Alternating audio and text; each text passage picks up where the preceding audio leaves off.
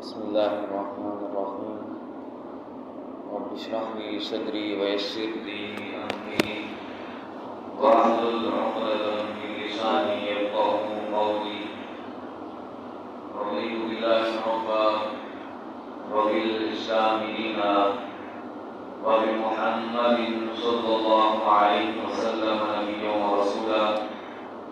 مولاي صل وسلم دائما أبدا على حبيبك خير الخلق كلهم. يا رب بالمصطفى بلغ مقاصدنا واغفر لنا ما مضى يا واسع الكرم. إن الله وملائكته يصلون على النبي يا أيها الذين آمنوا صلوا عليه وسلموا تسليما. اللهم صل على سيدنا وأصحاب سيدنا ومولانا محمد وبارك وسلم.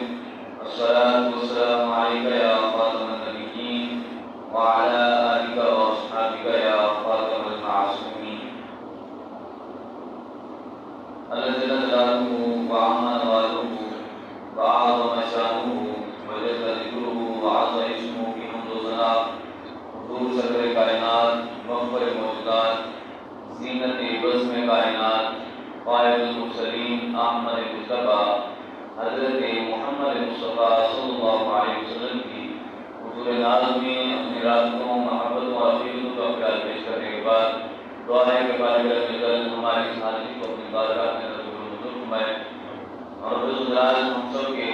تمام صغیر اور کبیرہ گناہوں کو معاف فرمائے. رب الجلال ہم سب کے مرحومین کے درجات کو بلند فرمائے. رب الجلال کے فضل اور توفیق سے ایک مرتبہ پھر رب الجلال کے مقدس گھر میں حاضر ہونے کی خوشی حاصل ہو رہی ہے.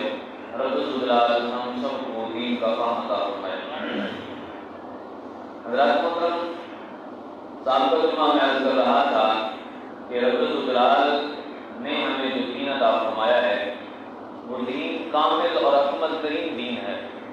اور اس کے اندر ہر چیز کو رب الجلال نے بیان فرمایا ہے. پھر اس کی وضاحت محبوب عالم صلی اللہ علیہ وسلم کے فرامین سے ملتی ہے.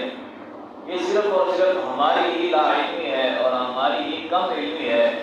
کہ جس کی بیس پر، جس کی بنیاد پر ہم ہی ایسے جاہل ہیں کہ ہم ہی ایسے لوگ ہیں کہ جنہوں نے کبھی دین کو پڑھا ہی نہیں. اگر ہم ہر معاملے میں، ہر اپنے کام میں، جو بھی ہم نے کام کرنا ہو، اگر ہم دین سے رہنمائی لیتے ہیں تو پھر یہی ہمارے صحیح بندے ہونے کا تقاضا ہے. صحیح بندگی کا اور صحیح غلام ہونے کا تقاضا یہ ہے کہ محبوب عالم صلی اللہ علیہ وسلم کے جب ہم غلام ہیں، ان کے امتی ہیں، تو امتی ہونے کے ناطے جو انہوں نے ہمارے لیے شریعت کو بیان کیا ہے، جو انہوں نے ہمارے لیے قوانین وضع کیے ہیں، یا پھر رب الجلال کی بندگی کا تقاضا یہ ہے کہ رب الجلال نے ہمیں جب اپنا بندہ بنایا ہے اور رب الجلال کو معبود بنا ہے، تو ہم جس کی بندگی کرتے ہیں تو اس نے جو قرآن پاک میں ہمارے لیے تعلیمات اتاری ہیں اور جو ہمارے لیے زندگی گزارنے کے طریقے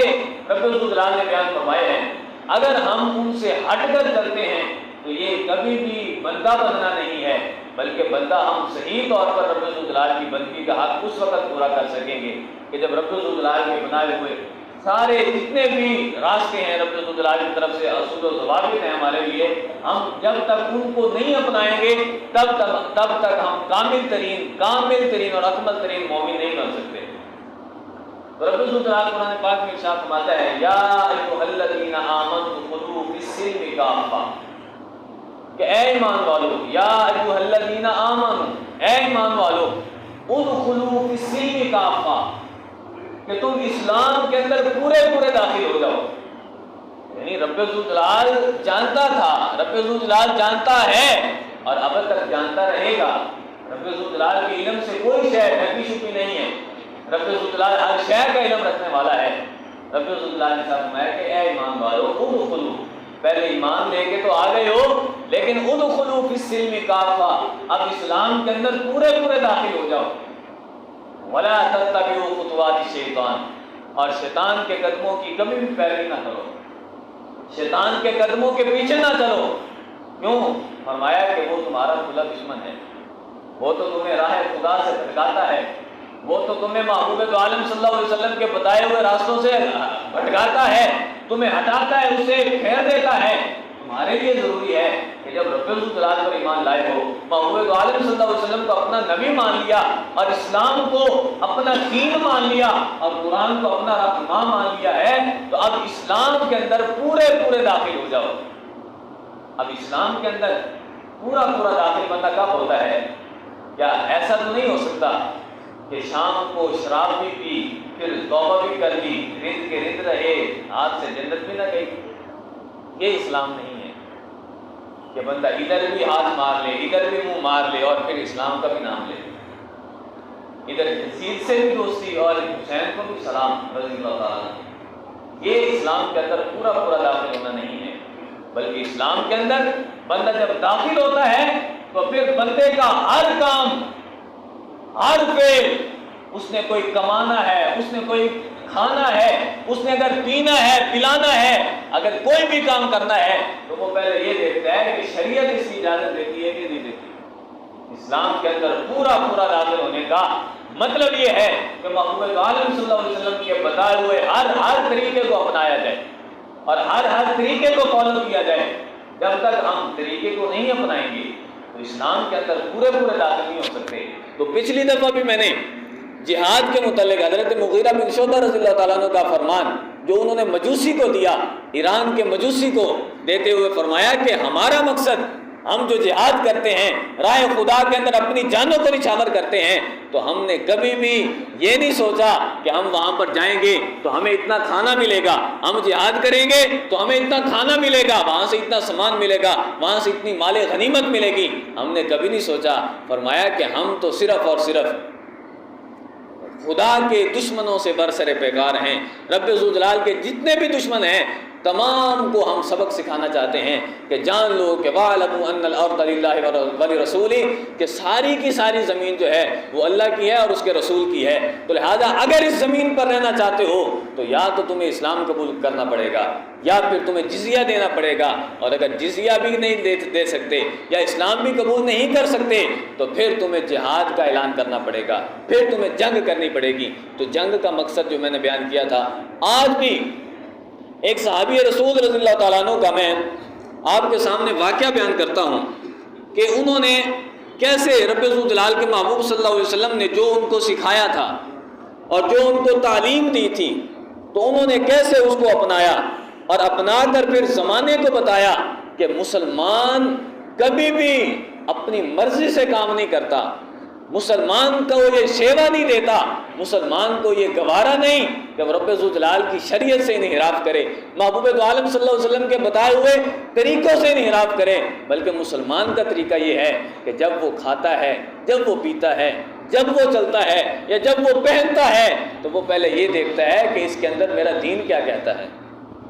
اسلام کیا کہتا ہے۔ کبھی بھی اس نے پیسے کا لالچ نہیں کیا، کبھی بھی اس نے کسی شے کا لالچ نہیں کیا کہ میں اگر اس راستے پر چلوں گا تو مجھے پیسے کوئی نہیں دے گا،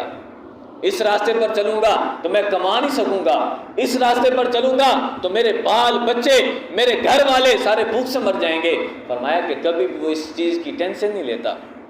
اس کو یہ سوچ نہیں آتی، بلکہ جب بھی وہ سوچتا ہے وہ کہتا ہے کہ سارے گھر والے اگرچہ رب ذوالجلال کو پیارے ہو جائیں، میری جان اگرچہ رب ذوالجلال کے راستے کے اندر قربان ہو جائے، لیکن کبھی بھی دین کا ہاتھ، دین کا جو دامن ہے وہ ہاتھ سے نہ چھوٹنے پائے۔ تو حضرت مغیرہ بن شعبہ رضی اللہ تعالیٰ عنہ کا فرمان اور ان کا جو کردار تھا وہ آپ سن چکے ہیں۔ اب ہے حضرت عبداللہ بن رواحہ رضی اللہ تعالیٰ عنہ کا۔ حضرت عبداللہ بن رواحہ، ان کو رب ذوالجلال کے محبوب صلی اللہ علیہ وسلم کی طرف سے ان کو یہ ڈیوٹی دی گئی کہ جب خیبر فتح ہو گیا، خیبر فتح ہونے کے بعد اب حضور علیہ السلام نے چونکہ جب خیبر فتح ہو گیا تو وہاں کے لوگ جزیہ دے کر رہنے پر راضی ہو گئے کہ ہم سالانہ اتنا جزیہ دیں گے، سالانہ اتنا پیسہ دیں گے اور ہمیں یہاں پر زمینوں پر رہنے دیا جائے۔ تو جب انہیں وہاں پر رہنے دیا گیا تو اب حضرت عبداللہ بن رواحہ رضی اللہ تعالیٰ عنہ کی ڈیوٹی تھی کہ سال با سال کے بعد جاتے اور وہاں پر جا کر جتنا بھی جزیہ بنتا، جو بھی وہاں پر جتنے ان کا یعنی ان کی کھیتی ہوتی، جو ان کی زراعت ہوتی، اس سے جو حصہ مقرر تھا حضور علیہ السلام کی بارگاہ میں وہ لے کر آ جاتے۔ اب حضور علیہ السلام نے جب حضرت عبداللہ بن رواحہ کو بھیجا، اب بھیجنے کے بعد کیا ہوا، چونکہ سامنے تھے یہودی اور یہودی کائنات کی ذلیل ترین قوم ہے کہ سب سے پہلے جب رب ذوالجلال نے ان کو ہر چیز سے نوازا تھا، انزلنا علیکم المن والسلویٰ، کہ رب ذوالجلال نے ہر شے سے ان کو نواز دیا، من اور سلویٰ عطا فرمائی، لیکن اس کے باوجود بھی وہ کہنے لگے لن نصبر علی طعام واحد فادع لنا ربک یخرج لنا، کبھی یہ کہتے کبھی کہتے لن نر اللہ، حتیٰ کہ ہم رب ذوالجلال کو دیکھ نہ لے جہرتاً۔ بہرحال ذلیل ترین قوم اور یہ شرارتی ترین قوم ہے۔ جب حضرت عبداللہ بن رواحہ وہاں پر گئے تو انہوں نے پیشکش کر دی، اب وہی پیشکش، اب وہی طریقہ ہم نے دیکھنا ہے کہ ہمارے معاشرے میں بھی پایا جاتا ہے کہ نہیں پایا جاتا۔ حضرت عبداللہ بن رواحہ، موطا امام مالک کے اندر یہ حدیث پاک موجود ہے کتاب المساقات کے اندر، حضرت عبداللہ بن رواحہ جب گئے وہاں پر تشریف لے کے گئے تو دیکھا آپ نے فرمایا کہ جو جزیہ بنتا ہے، جو اسلامی سلطنت کا جزیہ بنتا ہے، وہ سارا کا سارا یہاں پر لا کر رکھ دو۔ اب انہوں نے دیکھا کہ ہر سال ایک ہی بندہ آتا ہے، تو کیوں نہ ایسا ہو کہ ہم اس کو ہی خرید لیں،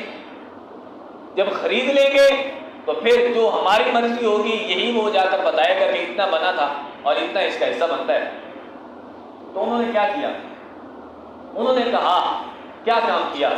انہوں نے اپنے گھروں کے اندر گئے اور اپنی بیویوں بیٹیوں کے ساتھ جو زیور تھا ان کے پاس، وہ سارا کا سارا زیور اٹھایا، یعنی سوچ رہے تھے کہ اگر فی الحال یہ محروم ہو جائیں گی ہماری بیٹیاں ہماری مائیں زیورات سے، لیکن یہ ہے کہ ہم دین کا بندہ خرید رہے ہیں، اس سچے نبی کا بندہ خرید رہے ہیں کہ جب بعد میں ہم اپنی مرضی کریں گے، جو ہماری مرضی ہوگی یہ وہی جا کر بتائے گا، ہم کہیں گے کہ اس سال اتنی زراعت ہوئی تھی، یہ جا کر وہی بتائے گا۔ تو جب حضرت عبداللہ بن رواحہ کے سامنے وہ مال رکھا گیا اور کیا کہا گیا؟ کہا کہ یہ تمہارے لیے اور یہ تمہارے لیے ہماری طرف سے ہدیہ ہے۔ حضرت عبداللہ بن رواحہ کیونکہ محبوب دو عالم صلی اللہ علیہ وسلم کی صحبت کے اندر بیٹھنے والے، کہ جن کی صحبت کائنات کے اندر مجدد الفسانی رحمۃ اللہ علیہ فرماتے ہیں کہ ایک صحابی کی جو شرف صحبت ہے، رب ذوالجلال کے محبوب صلی اللہ علیہ وسلم کی بارگاہ کے اندر ایک لحظہ کے لیے ان کا بیٹھنا، کائنات کی کوئی بھی شے اس کے برابر نہیں ہو سکتی، کائنات کی کوئی شے اس کے ہم پلہ نہیں ہو سکتی، پوری کائنات بھی مل جائے تو اس ایک لمحے کے برابر نہیں ہو سکتی۔ تو اس عبداللہ بن رواحہ جنہوں نے محبوب دو عالم صلی اللہ علیہ وسلم سے دین سیکھا ہو، قرآن سیکھا ہو، تو ان کے سامنے جب یہ لایا گیا تو آپ نے فرمایا کہ میں تمہیں مجبور نہیں کروں گا، جو کچھ طے ہوا تھا وہ تمہیں دینا پڑے گا، باقی فرمایا کہ جو کچھ تم مجھے دے رہے ہو، فرمایا کہ یہ رشوت ہے اور رشوت ہمارے دین میں حرام ہے۔ اب یہ ایک صحابی کا فکر، حالانکہ وہ دیکھ سکتے تھے، وہ سوچ بھی سکتے تھے اس زمانے کا عالم کیا ہے۔ آپ خود سوچیں کہ اس وقت جنگوں کا یہ عالم کہ صحابہ کرام علیہ رضوان غزوہ تبوک پر جاتے ہوئے ان کے پاس اتنا مال نہیں تھا، ان کے پاس اتنا کھانا نہیں تھا کہ وہ ایک وقت بھی کھا سکیں، بلکہ کئی صحابہ کرام علیہ رضوان نے اپنے پاس گٹھلیاں رکھی ہوئی تھیں، کھجور کی گٹھلیاں، تاکہ منہ کے اندر رکھ کر اوپر سے پانی پئیں اور پانی تھوڑا سا میٹھا ہو کر جب حلق کے اندر جائے گا اور جا کر ہمارا پیٹ تھوڑا سا آسرا دے گا اور تھوڑا سا بھر جائے گا، تو یہ عالم ہے۔ حالانکہ گھر کے اندر بھوک بھی تھی، ضرورت بھی تھی پیسوں کی، لیکن اس کے باوجود بھی فرمایا کہ اے یہود و نصارا، اے یہودیو، تم مجھے جو کچھ دے رہے ہو یہ رشوت ہے۔ بَإِنَّا لَا نَأْكُلُهَا، فرمایا کہ اس رشوت کو ہم تو نہیں کھاتے، رشوت کھانے والے ہم نہیں ہیں۔ تو یہ وہ مسلمان ہیں کہ جن کا یہ کردار ہے، آخرت پر وہ بھی ایمان رکھتے تھے، آخرت پر ہمارا بھی ایمان ہے، اللہ پر وہ بھی ایمان رکھتے تھے، اللہ پر ہمارا بھی ایمان ہے، اسلام کو وہ بھی دین سمجھتے تھے، اسلام کو ہم بھی دین سمجھتے ہیں، قرآن ان کی بھی کتاب تھی، ہماری بھی کتاب ہے، لیکن اصل بات یہ ہے کہ ان کا عمل قرآن و سنت کے مطابق تھا، ان کا عمل رب ذوالجلال کے لائے ہوئے دین کے مطابق تھا، اس وجہ سے وہ 313 بھی کئی ہزار کے سامنے پورے ہو جاتے تھے، 313 بھی کافی تھے۔ لیکن آج اتنی مسلم حکومت، اتنے مسلم ممالک، اس کے باوجود بھی ہم سے ایک بیٹی بھی نہیں رہا کرائی جا سکی، عافیہ صدیقی۔ وجہ کیا ہے؟ وجہ یہ ہے کہ ہمارے معاملات، ہمارے معاشی معاملات، ہمارے گھریلو معاملات جب شریعت کے مطابق نہیں ہے، جب ہمارے پیٹ میں جانے والا لقمہ حلال کا نہیں ہوگا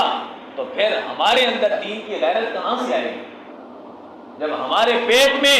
ہم لقمہ کھاتے وقت یہ نہیں سوچیں گے آیا کہ یہ حلال ہے یا حرام، یہ کس کے ہاتھ کا بنا ہوا ہے، یہ ذبح کس کے ہاتھ کا کیا ہوا ہے، جب تک ہم یہ نہیں سوچیں گے تو پھر ہمارے اندر دین کی غیرت کہاں سے آئے گی؟ تو مسجد کے اندر اگر مقتدی یا مؤذن 10 مرتبہ بھی اذان دے، 5 وقت اذان دیتا ہے، چاہے 100 مرتبہ اذان دے، لیکن ہمیں کیا ہوگا جب ہمارے اندر دین کی غیرت، اسلام کی غیرت، جس کے نام کا ہم نے کلمہ پڑھا ہو، جس رب کو ہم رب مانتے ہیں اور جس کی لائی ہوئی کتاب کو ہم اپنا قرآن مانتے ہیں، اس قرآن کو ہم نے پڑھنا چھوڑ دیا، قرآن کو سمجھنا چھوڑ دیا، اسلام جس کا نام لے کر ہم آج مسلم کہلاتے ہیں، اس رب کو مان کر آج ہم متواحد کہلاتے ہیں، ہم واحد کہلاتے ہیں، اس کے باوجود بھی اگر ہم یہ کام کرتے جائیں کہ ہم رشوت بھی ہم کھائیں، جھوٹ بھی ہم بولیں، رب ذوالجلال کے محبوب صلی اللہ علیہ وسلم کے اس غلام نے حضرت عبداللہ بن رواحہ نے فرمایا کہ کائنات کی سب سے بدترین قوم میرے نزدیک ہے یہود تم ہو، لیکن فرمایا کہ ہم اس کو نہیں کھاتے فَإِنَّهَا سُحْتٌ، کیونکہ یہ حرام ہے۔